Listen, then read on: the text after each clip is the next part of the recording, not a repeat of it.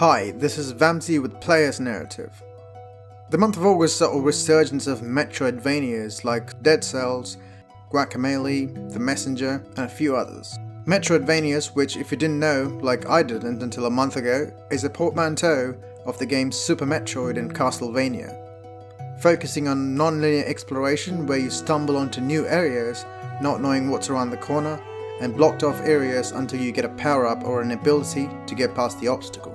There's no major spoilers, unless you want to see some levels and abilities for yourself, this is your cue. Now, Hollow Knight is my true first Metroidvania game that made me feel a certain way, which felt familiar yet unique.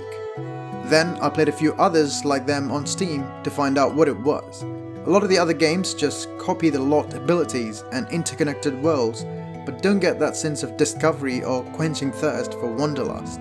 It's a feeling where you're not just getting loot or collectibles, but stumbling upon unique sites, unique characters, or systems, like a new shopkeeper that offers you something you haven't seen before, or a new event in the world. We've seen that feeling in Dark Souls or BloodBorne, and hints of it in the Fallout games, but most of the other games that call themselves Metroidvanias don't exactly get what makes that genre. And you don't need the exact same thing in Metroid or Castlevania games because they already exist. We need games that evolve and yet evoke a sensation that's familiar and has modern mechanics. Which is what Hollow Knight did, as it runs on a different version of the Metroidvania formula than most Metroid games. It's a lot more open, with routes requiring 1 or 2 power-ups to complete your main mission, and all the other areas being available relatively at the same time. I wonder how many people don't like that take.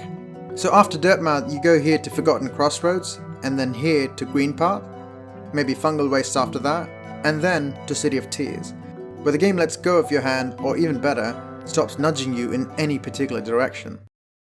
The game's main abilities, focus and charging souls, are taught through tutorial areas, and on the critical path you get the dash ability. If you explored like I did in the beginning, you might have come across Crystal Peak or the Crystal Mines. To go back to the Crystal Mine and go to Crystal Peak, you'd need Desolate Dive, which is in the City of Tears, but after which, most of the abilities can be attained in non-linear order. So as you explore, Cornifer the Cartographer is almost always the first thing you try and find in any given level, as you feel lost, like you don't know what or where you're supposed to go, as there's no map for you yet. You don't need paper ones like back in the day, as there was no internet. You're not given a map or an area marker, you have to earn it by exploring, and with new powers the old areas open up even more, so backtracking is a good thing, which is usually considered negative in game design. The potent feeling of finding connections between stuff and how these areas blend into each other is an excellent reward in itself.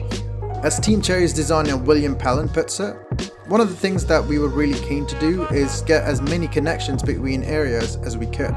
In 3D games like BloodBorne, you can navigate and gauge yourself with the weenies and landmarks as you see further than in a 2D Metroidvania, where your vision is limited even with a map. Once you get to know the area, and if you're skilled enough, you can even sequence break.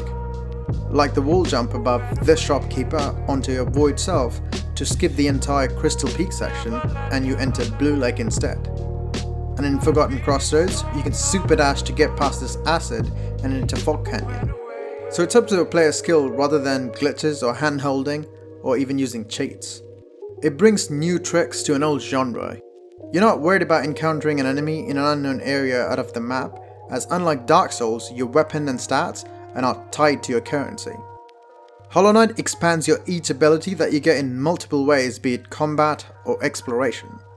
Unlike Metroid, where the combat dynamic changes to a tanky brute battle where you're just absorbing hits as you go, Hollow Knight puts the player on edge by making sure each heart is critical in a given battle. With exploration, there's no navigational compass, which in this day and age is a thing of rarity. I'm not gonna lie though, I had to look up a few walkthroughs to get through certain parts of the game here and there, even with a minimap. Open world exploration has its own metrics like the ones in Far Cry or Dishonored, but there's no real incentive for you to go back to a place you've been already. But when you get a new ability that makes your traversal more fun, it's way more bearable. Combat in Hollow Knight takes a front seat just as much as exploration. Regaining health is done with an attack system where you gain souls stored in a soul vessel, which can be used to blast against an enemy or heal yourself in the heat of a battle. Again, heeding to the risk versus reward design from BloodBorne. So it's not just borrowing ideas from other games, it's building on it. It acknowledges your death by making you fight against your dead self to gain back your gear, which is basically just a Metroidvania take on the Dark Souls soul collecting system. Most areas have multiple pathways to enter a room, making it easier to get lost. So yeah, these design principles and choices show you how crucial it is to take a genre forward and not treat Metroidvania like a Souls-like or a roguelike, which will only make people think that they're the perfect ones and can't be improved upon.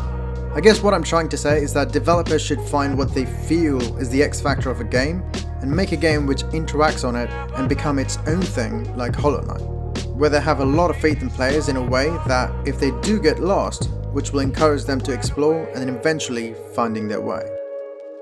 Hey, thanks for watching, subscribe if you wish to support my channel, and like the video if you did. Let me know what your favourite Metroidvania is and why in the comment section below. Vamsy out.